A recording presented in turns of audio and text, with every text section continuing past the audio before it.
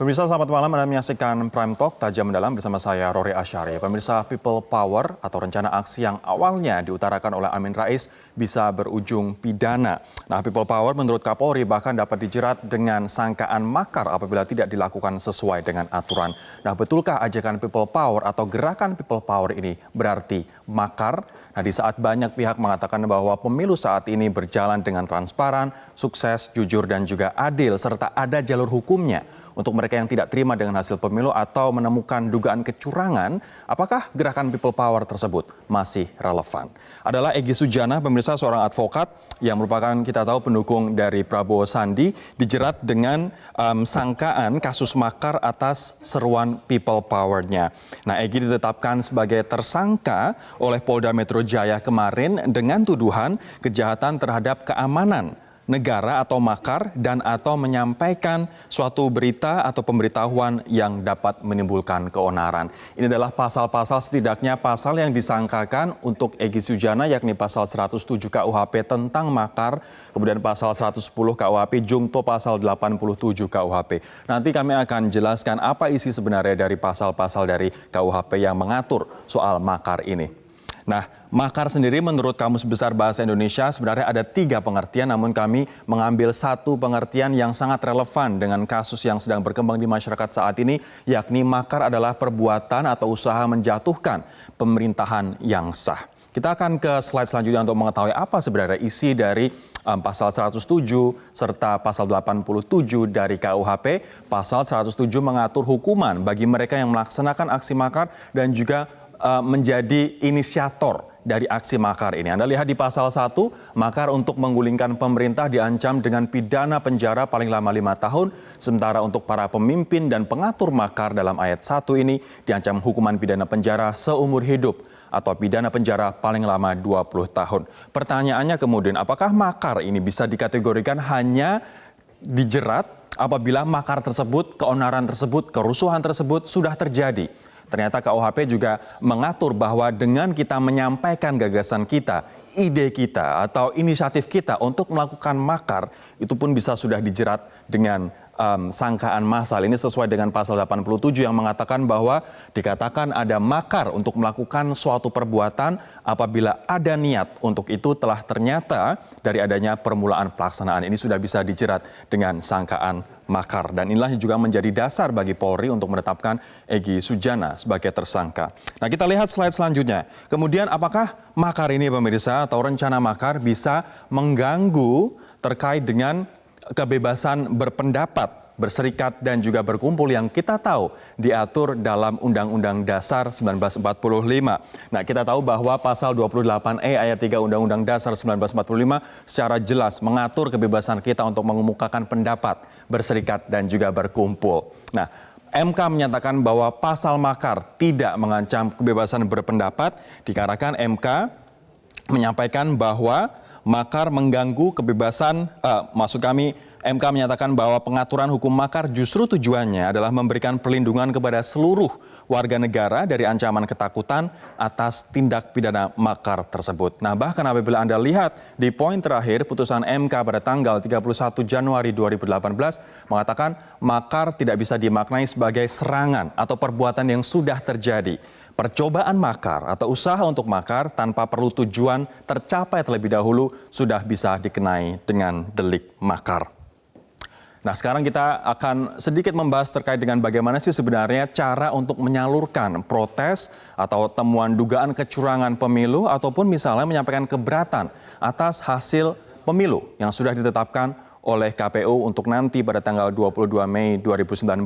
Ada caranya sendiri, yakni kita tahu bahwa Bawaslu merupakan tempat untuk melaporkan adanya dugaan kecurangan selama proses penyelenggaraan pemilu. Ada setidaknya 4 cara untuk melaporkan dugaan kecurangan penyelenggaraan pemilu kepada Bawaslu melalui ini adalah bukan akun Gowaslu, namun ini merupakan aplikasi Gowaslu yang bisa di-download di Android, begitu kemudian bisa datang langsung ke kantor Bawaslu, bisa juga melalui akun Bawaslu @bawaslu di Twitter, ataupun bisa melalui website www.bawaslu.go.id dengan menyertakan bukti-bukti material begitu terkait dengan foto, video, kejadian di mana, contact person, siapa yang mengetahui, saksi-saksinya, ini semua bisa dilaporkan di Bawaslu dan Bawaslu mengatakan bahwa mereka menjamin semua laporan akan diproses begitu dan ini akan dikoordinasikan terlebih dahulu dengan KPU dan juga Gakumdu apakah ini akan lanjut ke proses penyidikan atau tidak dikarenakan tidak terbukti adanya pelanggaran atau kecurangan di sana.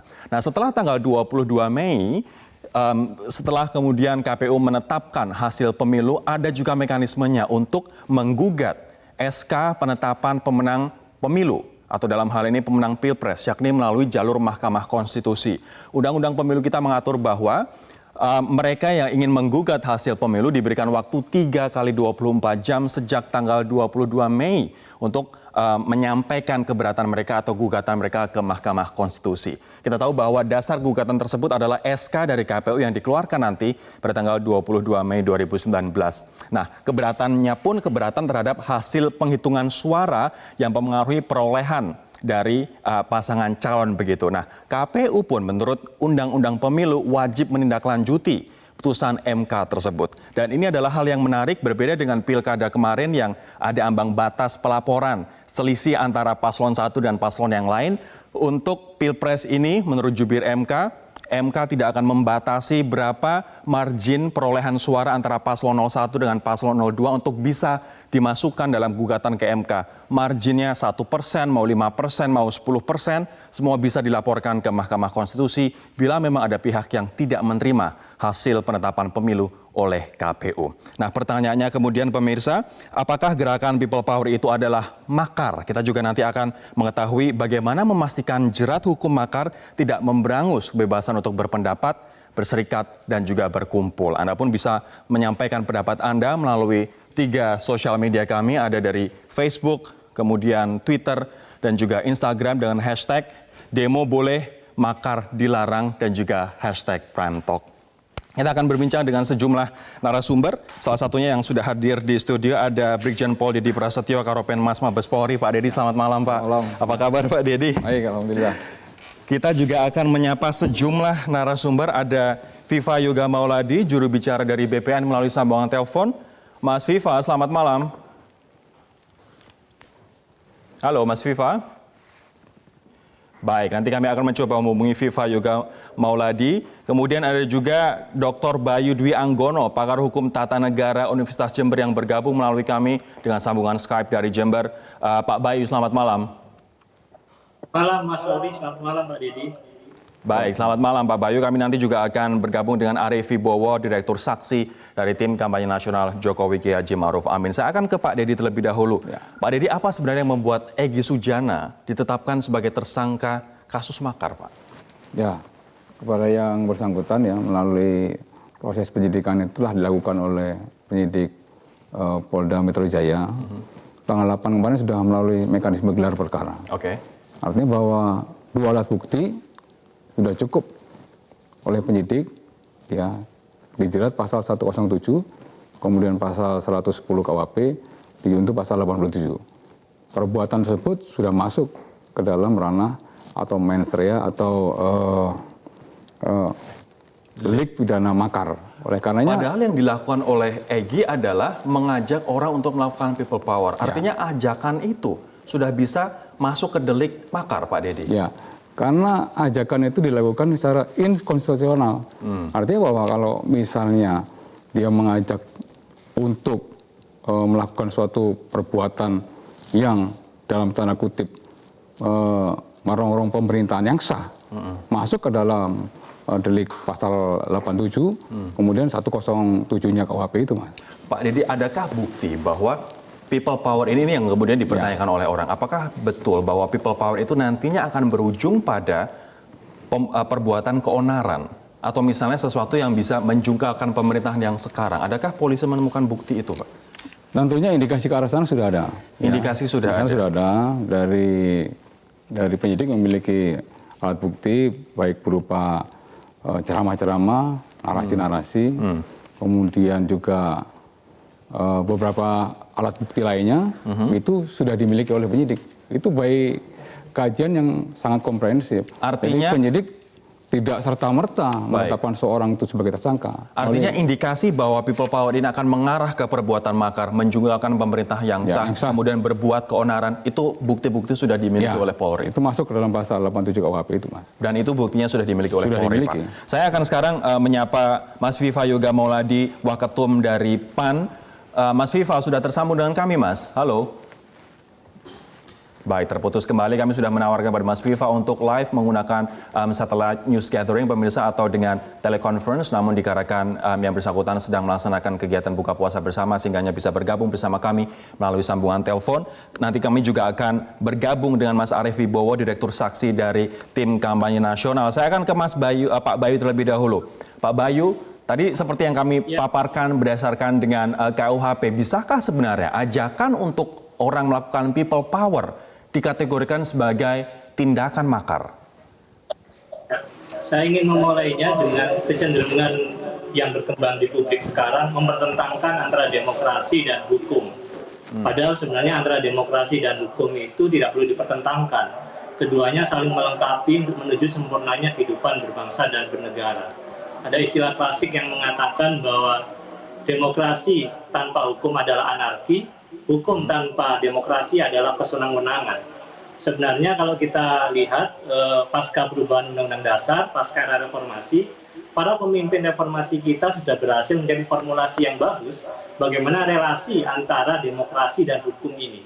Bahwa kebebasan itu tetap memiliki batasan-batasan. Maka kita lihat pada tahun 2001 ketika kita melakukan perubahan Undang-Undang Dasar, di pasal 1 ayat 2 itu jelas menyatakan kedaulatan di tangan rakyat dan dilaksanakan menurut Undang-Undang Dasar.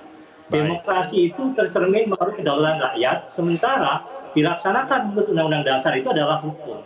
Jadi duanya adalah saling melengkapi. Karena itu segala aktivitas demokrasi, apakah itu pemilu, pilkada, kebebasan untuk menyatakan pendapat, pikiran dengan lisan dan tulisan, tetap tunduk pada pembatasan yang diatur dalam hukum, baik berupa Undang-Undang Dasar, undang-undang pada umumnya maupun peraturan pelaksanaannya, Mas Rory. Pak Bayu. Artinya sebenarnya, kalau misalnya Anda tadi mengatakan demokrasi dan hukum, kalau saya kembali menarik ke people power, unsur dari people power ini mana yang menurut Anda berpotensi melanggar hukum? Ya, jadi istilah people power sendiri di Undang-Undang Dasar tidak kita temukan. Yang kita temukan adalah kedaulatan rakyat. Daulat rakyat itu sebenarnya adalah terwujud melalui pemilu. Maka sebenarnya kalau kita lihat di pasal 22E Undang-Undang Dasar, people power itu ya ketika rakyat menyampaikan pendapatnya melalui pemilu tanggal 17 April kemarin, itu people power yang sah secara konstitusional yang diatur di dalam Undang-Undang Dasar. Kalau yang dimaksudkan ini adalah hasutan, perbuatan atau tindakan memobilisasi massa untuk menolak hasil pemilu, memaksakan calon tertentu memenangkan pemilu, apalagi kemudian menggulingkan pemerintahan yang sah, itu bukanlah people power dalam arti daulat rakyat di Undang-Undang Dasar. Itu sudah memenuhi unsur tindak pidana sebagaimana terjadi saat ini kita lihat di KUHP kita di pasal 107 sebagai tindak pidana makar, Mas Rory. Baik. Dan bahkan rencana untuk melakukan makar seperti yang disampaikan oleh Egy Sujana yang saat ini sudah tersangka statusnya dan Kiflan Zen yang saat ini masih diinvestigasi oleh polisi, ini juga merupakan bisa masuk dalam jerat atau delik makar, Pak Bayu. Iya, bahkan sebenarnya saya ingin mengatakan seperti ini. Berdasarkan pasal 167 Undang-Undang Pemilu, tahapan pemilu ini kan belum selesai. Masih tahap rekapitulasi. Sampai akhirnya nanti penetapan hasil pemilu dan diakhiri pelantikan pengucapan sumpah janji anggota DPR maupun presiden dan wakil presiden. Ketika tahapan ini belum selesai, ada pihak-pihak yang berusaha menggagalkan tahapan, mengganggu jalannya tahapan, itu Undang-Undang Pemilu sudah punya sebenarnya ancaman pidana, yaitu di pasal 550. Karena mengingat kalau kita lihat posisi sendiri misalkan dari Egy Sujana, dia adalah bagian dari BPN. Sehingga segala tindak tanduk yang berupaya menggagalkan hasil pemilu, tahapan pemilu, selain sebenarnya dengan tindak pidana makar, dia juga bisa dijerat dengan Undang-Undang Pemilu itu sendiri, Mas Rory.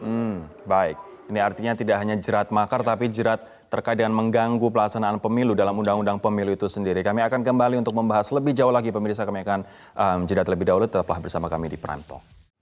Saya akan menyapa terlebih dahulu ada Mas Arief Wibowo, Direktur Saksi dari TKN. Mas Arief, selamat malam. Dan sebelum kita lanjutkan perbincangan pemirsa, saya ingin mengajakkan untuk menyimak pernyataan dari juru bicara BPN Andri Rosiade terkait dengan penetapan tersangka Egy Sujana. Berikut ini. Tentu harapan kami juga Bang Egy bisa kooperatif dan juga menjelaskan kepada pihak kepolisian bahwa memang beliau tidak punya maksud untuk melakukan makar maupun gerakan massa ingin menggulingkan pemerintah. Saya rasa ini kan tinggal komunikasi ya, bagaimana Bang Egy memberikan penjelasan kepada pihak Polri bahwa beliau tidak punya keinginan untuk menggulingkan pemerintah, untuk melaksanakan makar terhadap pemerintah. Jadi tinggal melakukan penjelasan saja. Bang, ini kan Pak. Tentu insya Allah pasti akan ada bantuan hukum ya terhadap Bang Egy. Pasti teman-teman tim advokasi akan memberikan bantuan kepada Bang Egy. Tentu kita akan bantu ya, bukan hanya kita bantu dengan doa, tentu akan ada pendampingan terhadap Bang Egy. Harapan kita Bang Egy bisa mendapatkan proses hukum yang berkeadilan, transparan, seperti itu. Sementara dalam rapat kerja dengan DPD RI, Kapolri Jenderal Polisi Tito Karnavian menyampaikan bahwa penyampaian pendapat di muka umum pun ada aturannya. Tindakan-tindakan yang mengancam keamanan negara bisa dikategorikan sebagai tindakan makar. Bahwa untuk penyampaian pendapat ada mekanismenya. Undang-Undang Nomor 998. Ada batasan-batasannya. Ada perkapnya nomor 7 tahun 2012. Di situ diatur secara teknis langkah-langkahnya. Kalau tidak diikuti aturan itu, ada sanksi-sanksi dan langkah-langkah yang harus dilakukan oleh kepolisian. Kemudian, kalau dilaksanakan dengan tujuan yang dapat merongrong legitimasi pemerintah yang sah, itu juga ada aturan sendiri. Saya akan sekarang ke Mas Arief. Mas Arief, sebenarnya seberapa khawatir Anda dan juga teman-teman di TKN terkait dengan seruan people power yang saat ini bergulir begitu banyak di sosial media dan WhatsApp? Ya, saya kira bahasa yang paling tepat itu adalah menghasut ya. Dan dampaknya tentu yang memahami secara persis adalah aparat hukum kita, penegak hukum kita, kepolisian. Sejauh mana di tingkat lapangan akan memicu satu ekses di mana munculnya gerakan-gerakan yang mengikuti hasutan tersebut. Kalau dalam istilah bahasa Belanda itu kan dia bisa disebut sebagai anslag gitu ya, serangan atau anval. Nah, ini yang menurut teman saya mengkhawatirkan karena tidak saja di media online tapi juga media sosial juga begitu, dan sudah nyata-nyata bahwa itu adalah hasutan. Bahkan kalau orang yang normal memahaminya sebagai ajakan kepada orang-orang yang atau warga masyarakat yang tidak bersetuju dengan kepemimpinan Presiden Jokowi untuk menggulingkannya. Kan bisa ditafsir begitu, sangat mudah. Karena, dan ajakan itu begitu karena sudah nyata di medsos misalnya didiskualifikasi loh, bagaimana caranya mendiskualifikasi pasangan calon presiden. Nah, sederhana saja, kalau kita mau mengikuti jalur konstitusional, maka satu-satunya jalan yang mau tidak mau harus kita ikuti, suka tidak suka, dan itu memang konstitusional sama sekali adalah lewat pemilu. Nah, masalahnya sekarang baru pada tahapan rekapitulasi penghitungan perolehan suara di seluruh PPLN luar negeri kita. Dan yang menarik juga pada penghitungan suara PPLN tidak ada gejolak apapun, landai-landai saja, semua pihak menerima, baik dari saksi 01 maupun 02, dari setiap partai politik di dalam pembahasan rekapitulasi suara di luar negeri. Jadi berapa yang didapat, ada atau perbaikan karena mungkin di sana sedikit. Suaranya hanya 2 juta Mas untuk luar negeri, sementara di sini 190 juta lebih. Kan ada beberapa daerah yang suaranya tinggi, misalnya daerah Timur Tengah, negara-negara di Timur Tengah, PPLN Timur Tengah, kemudian Malaysia, kemudian Hong Kong, Taiwan, Singapura. Mas Arief, terkait dengan penetapan tersangka Egy Sujana, apa yang ingin Anda sampaikan? Ya, saya kira aparat penegak hukum memang harus tegas, ya, supaya juga memberikan pelajaran hukum yang baik pada masyarakat kita untuk memahami mana batasan kritik terhadap kebijakan pemerintah. Jadi kritik dibebaskan, tapi mana yang memang bernuansa atau secara terang benderang dengan niat ya, mens rea, dengan maksud dan tujuan untuk mengajak menggulingkan pemerintahan yang sah, menyerang pemerintahan sah ya. Itu saya kira yang harus dari pelajaran itu bisa dijelaskan kepada masyarakat. Dan karena itu tidak saja aparat penegak hukum terutama kepolisian hanya melakukan tindakan hukum ya, dalam rangka penegakan, tapi juga harus menjelaskan pada masyarakat supaya masyarakat kita ini sejak satu kasus yang ditangani ngerti, oh bedanya kritik, bedanya makar sama tidak. Artinya makar tidak bisa kemudian disamakan dengan menghalangi kebebasan berpendapat. Oh tidak, Sesuatu hal yang sangat berbeda. Ada perbedaan yang jelas. Saya sekarang akan ke Pak Dedi. Pak Dedi, terkait dengan Egy Sujana, ternyata yang menginstigasi orang atau mengencourage orang untuk melakukan gerakan People Power tidak hanya dia, namun ada juga Kiflan Zen. Hari ini seharusnya ada demo di KPU yang akhirnya kemudian tidak jadi ada, batal, yang diinisiasi oleh dua orang ini, Egy dan juga Kiflan Zen. Bagaimana dengan Kiflan Zen? Ya, saat ini untuk laporan sudah diterima oleh Barreskrim. Barreskrim sudah membentuk tim untuk melakukan suatu kajian konstruksi hukum terhadap sama pelanggaran yang dilakukan.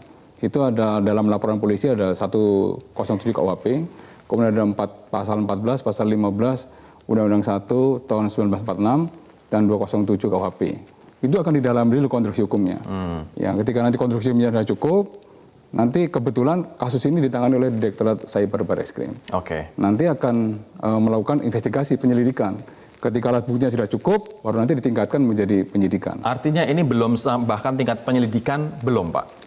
Sudah mulai masuk tahap penyelidikan dengan mengumpulkan berbagai macam alat bukti yang saat ini sedang dikaji oleh tim yang sudah dibentuk begitu. Baik, sudah masuk penyelidikan, nantinya akan kalau bukti mencukupi akan dibawa ke ranah penyidikan.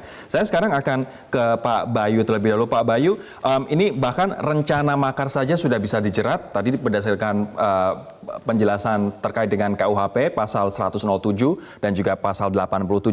Sementara yang pertama kali menyampaikan atau menginisiasi People Power ini sebenarnya adalah Amin Rais, politisi senior dari PAN. Bagaimana kemudian seharusnya treatment hukum terhadap Amin Rais bila kemudian Egy Sujana yang menggelorakan ide yang disampaikan oleh Amin Rais saja bisa dijerat? Ya, tentu kita sangat prihatin dengan yang diungkapkan oleh Pak Amin Rais. Beliau Ketua MPR periode 99 sampai 2004. Beliau yang melakukan amandemen Undang-Undang Dasar. Beliau pula yang mengatur pasal 22E Undang-Undang Dasar tentang pemilu, mengatur pasal 24C ayat 1 tentang perselisihan hasil pemilu di MK. Beliau pula yang sebenarnya memimpin jalur konstitusional bahwa segala perselisihan politik itu selesai di jalur hukum sebenarnya. Tentu kemudian jadi anomali ketika beberapa tahun kemudian mantan Ketua MPR yang menghasilkan supremasi konstitusi melalui perubahan Undang-Undang Dasar justru kemudian mengajak People Power, mengajak orang untuk tidak taat pada jalur konstitusi, malah mengajak orang untuk menggunakan jalur-jalur non-hukum yang itu justru akan bertentangan dengan prinsip demokrasi dan demokrasi itu sendiri.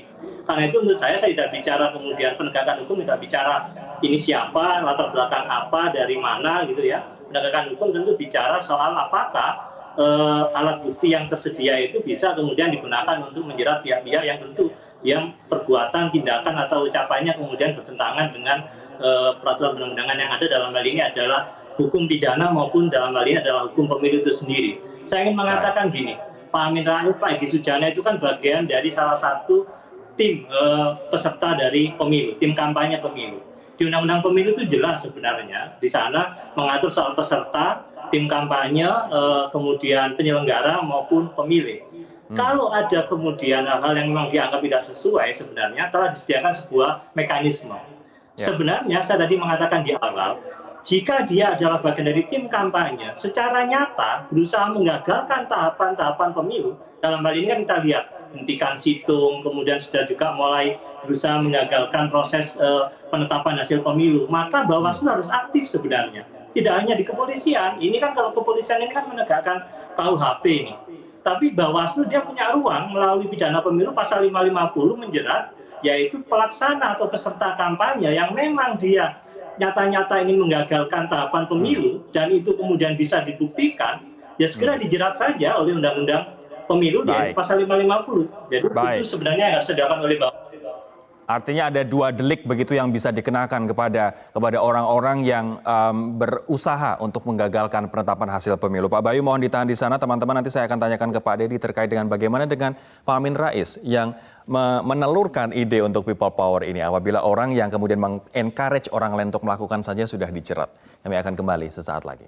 Saya tahu bahwa ada sejumlah tuntutan untuk mendiskualifikasi paslon 01, salah satunya adalah yang akan disampaikan oleh juru bicara dari BPN berikut ini.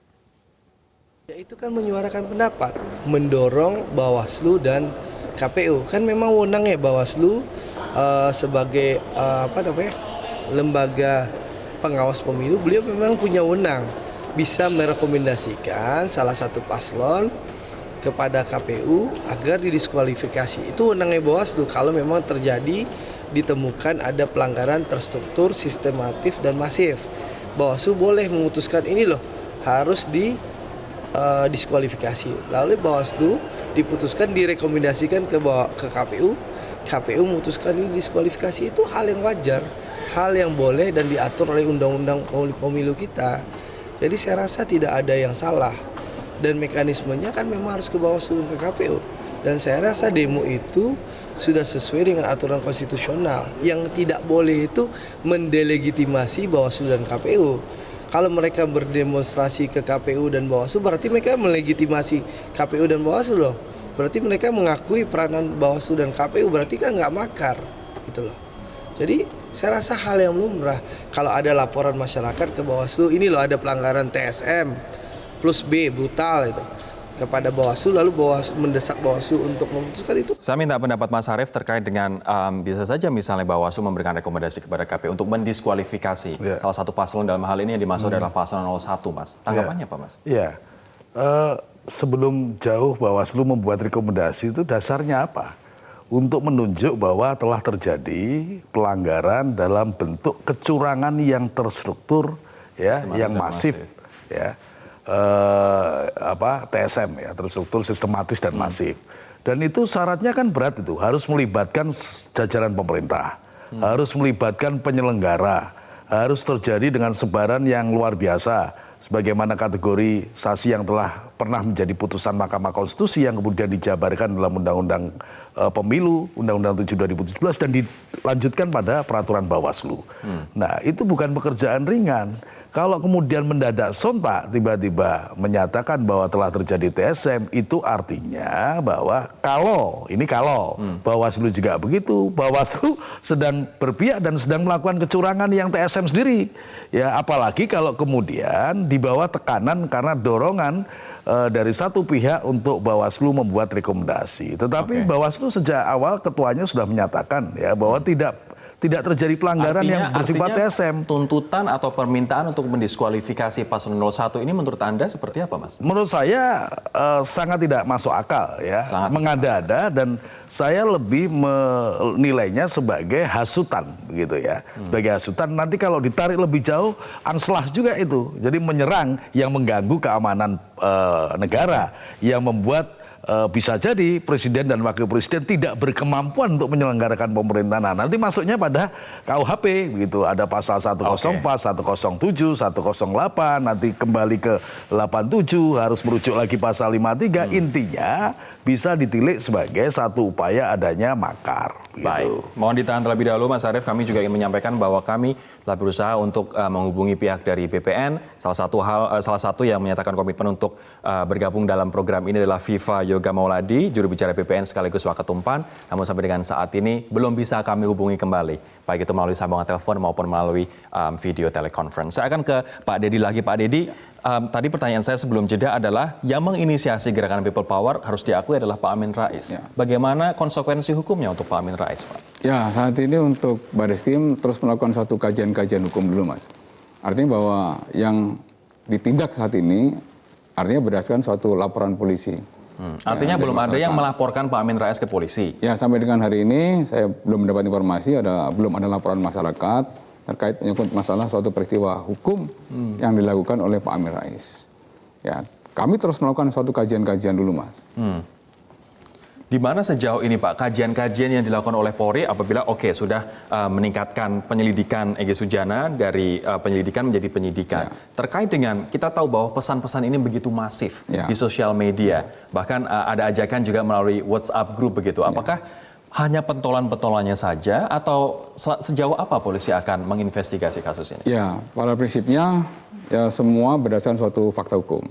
Ya, ketika nanti penyidik dalam hal ini penyidik baik dari Bareskrim maupun di Polda Metro Jaya menemukan ya suatu fakta hukum yang cukup kuat, maka polisi tidak akan segan-segan juga melakukan kewenangannya untuk melakukan suatu penegakan hukum sesuai dengan prosedur dan koridor hukum yang berlaku. Baik, ada kekhawatiran pemirsa yang disampaikan oleh sejumlah pihak dan juga sejumlah aktivis bahwa apa yang dilakukan oleh polisi dengan menetapkan Egy Sujana sebagai tersangka kasus makar dan juga kekhawatiran akan makar ini sendiri adalah reaksi yang berlebihan. Ya. Kami nanti akan minta pendapat Pak Dedi, apakah ini betul reaksi yang berlebihan dan juga pendapat Mas Arief sesaat lagi. Tetaplah bersama kami di Prime Talk. Sudah terhubung bersama kami Ferry Juliantono yang merupakan juru bicara dari BPN Prabowo Sandi. Mas Ferry, selamat malam. Selamat malam, Pak. Mas Ferry, bagaimana Anda menanggapi ditetapkannya Egy Sujana sebagai tersangka dengan sangkaan makar, Mas Ferry? Ya, menurut saya tuduhan itu menurut saya agak berlebihan ya. Pertama karena kalau berdefinisi itu kan makar penggulingan pemerintah yang sah dengan menggunakan instrumen yang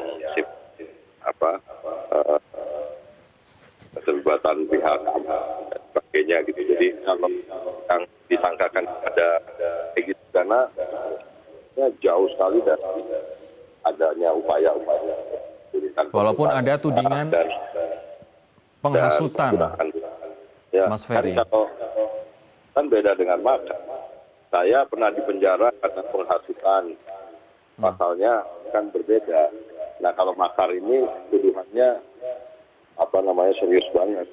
Dan kalau penghasutan itu pun juga kalau harus dibuktikan ada kerugian material berupa apakah ada kerusakan fisik dan sebagainya. Kalau pernyataan yang tidak menimbulkan kerugian fisik material, menurut saya pernyataan itu pernyataan pemikiran.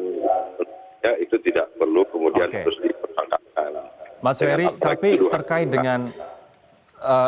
dengan adanya himbauan atau permintaan atau ajakan untuk melakukan mobilisasi massa pada tanggal 22 Mei 2019. Apakah yang akan dilakukan BPN sebenarnya di tanggal 22 Mei? Apakah betul akan memobilisasi massa, Mas? Enggak ada BPN memobilisasi untuk tanggal 22. Yang kami sampaikan adalah bahwa Pak Prabowo pun menyampaikan bahwa hak menyatakan pendapat itu diatur oleh undang-undang dan kemudian kegiatan aksi damai bahkan tes damai pun sebenarnya adalah sesuatu yang masih di dalam koridor hukum dan demokrasi pun memberikan ruang untuk warga negara yang ingin melakukan demonstrasi. Tetapi yang saya justru ingin mempertanyakan kenapa respon dari pemerintahan yang berkuasa selalu sekarang belakangan ini apalagi kemudian selalu tudingannya kepada upaya kegiatan yang sifatnya melakukan aksi damai dan protes damai sekalipun itu adalah sesuatu yang kemudian dianggap makar, bahkan inkonstitusional dan sebagainya. Jadi ini sebenarnya harus juga dari pihak penguasa lebih bijaksana, lebih arif melihat bahwa demokrasi itu juga memberikan ruang terhadap adanya peaceful assembly, protes damai dan sebagainya. Dulu aja zaman kerajaan dulu orang ada kok yang melakukan protes EP di depan keraton kerajaan itu boleh, masuk sekarang di ruang yang sudah lebih demokratis setelah suara yang berbeda itu dilarang bahkan. Mas Ferry, terima kasih telah bergabung bersama kami. Mas, kami harus jeda. Ini sayang banget dikarenakan tadi kami sudah mengundang Mas Viva, namun beliau berhalangan untuk bergabung bersama kami. Ini Mas Ferry bisanya di segmen 4 dan kami harus akhiri perbincangan dengan Mas Ferry di segmen 4 ini. Kami akan segera kembali untuk membahasnya lebih jauh. Tetaplah bersama kami, pemirsa. Nyatanya Pak Dedi yang menyampaikan bahwa tindakan kepolisian ini berlebihan tidak hanya Ferry Juliantono namun juga banyak pihak. Betulkah tindakan polisi berlebihan, Pak? Ya, gini. Pada prinsipnya Polri selalu mengedepankan asas equality before the law. Artinya bahwa setiap warga negara memiliki kedudukan yang sama di muka hukum. Bahwa polisi juga bertindak secara profesional berdasarkan suatu fakta hukum. Ya, ketika tindakan-tindakan dilakukan polisi ya mungkin merasa membuat salah satu pihak atau orang tersebut tidak nyaman, silakan melalui mekanisme konstitusi. Sudah ada mekanisme. Ya, ada mekanisme. Kalau misalnya ditetapkan sebagai tersangka, sudah ada mekanisme pra-peradilan, silakan diuji di ranah pra-peradilan secara terbuka dan secara transparan. Tapi intinya kenapa alasan polisi kemudian menetapkan Egy Sujana dan saat ini menyelidiki Kiflan Zain, itu artinya dua orang ini berpotensi untuk menyebabkan keonaran yang nanti berujung pada upaya makar? Ya, jadi pada prinsipnya dalam hal penegakan hukum, asas hukum pidana yang menjadi pijakan kepolisian adalah ada dua hal yang penting, yaitu actus reus dan mens rea. Oke. Di actus reus itu sudah jelas, ya ada suatu perbuatan nyata. Perbuatan nyatanya dari hasil pemeriksaan terhadap beberapa saksi ahli pidana, saksi ahli bahasa, kemudian saksi ahli ITE pun diminta, ya apakah video dan narasi-narasi yang disampaikan di media sosial, kemudian bukti yang disampaikan oleh pelapor itu sudah adalah memenuhi. asli atau tidak. Oke. Ketika asli, ya saksi hukum pidana dan saksi ahli bahasa menyebutkan masuk kepada perbuatan nyata. Baik. Seperti Baik, dan KUHP mengatur bahwa rencana saja sudah bisa dikenakan delik itu. Saya akan ke Mas Bayu. Mas Bayu, apakah yang dilakukan polisi berlebihan menurut Anda? Ya, menurut saya terlalu prematur kita menilai ini berlebihan atau tidak. Karena kan nanti tersangka punya hak untuk mengajukan pra-peradilan.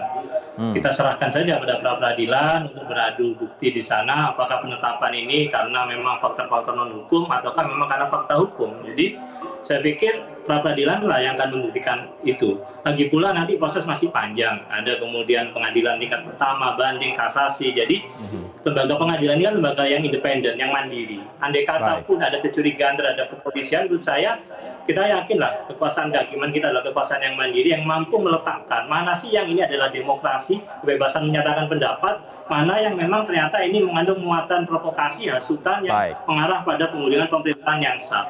Jadi proporsionalitas ini tidak bisa kita nilai secara politik, namun memang harus bekerja berdasarkan fakta hukum yang akan diuji di pengadilan nanti, Mas Rory. Baik, Dr. Bayu Dwi Anggono, pakar hukum tata negara dari Universitas Jember. Terima kasih atas waktu Anda bergabung bersama kami. Saya terakhir ke Mas Arief. Mas Arief, apa himbauan Anda untuk nanti teman-teman yang ingin memobilisasi massa atau ingin turun ke jalan, padahal tanggal 22 Mei sudah ada mekanismenya melalui MK, Mas? Ya, saya kira sebagai bagian dari tim kampanye nasional, sekaligus dari PDI Perjuangan, saya mengajak untuk mengikuti mekanisme yang sudah disediakan oleh konstitusi dan undang-undang kita melalui pemilu. Hari-hari ini adalah tugas kita bersama, baik tim pasangan calon, tim kampanye, baik TKN, BPN, saksi partai-partai untuk mengawal rekapitulasi penghitungan perolehan suara. Ya, hari ini untuk luar negeri insya Allah sudah selesai, mulai besok kita masuk ke provinsi-provinsi. Dan itu jalan yang bisa kita tempuh dengan baik. Tidak lagi jalan yang di luar konstitusi. Nanti pada saatnya kalau masih tidak menerimakan hasil pemilu, pada tanggal 22 kita akan mengakhiri rekapitulasi, ada upaya lagi, ya, mengajukan upaya hukum ke Mahkamah Konstitusi agar Mahkamah Konstitusi memutus seadil-adilnya tentang perolehan hasil suara yang didapatkan baik oleh pasangan calon maupun oleh partai-partai. Jadi itulah mekanisme demokrasi yang kita tempuh. Sudah ada mekanismenya. Ya, tidak perlu ujaran kebencian, tidak perlu menghasut, tidak perlu mengajak orang. People power kan bukan untuk pesta-pesta. People power di mana-mana pasti diorientasikan untuk menjatuhkan rezim atau kekuasaan yang sah. Baik, seperti 98 menjatuhkan rezim yang otoriter. Terima kasih teman-teman atas waktunya malam hari ini, dan juga Pak Bayu dan juga tadi Mas Ferry Juliantono telah bergabung bersama kami. Demikianlah perbincangan kami di Prime Talk. Semoga bermanfaat. Saya Rory Asyari undur diri. Sampai jumpa.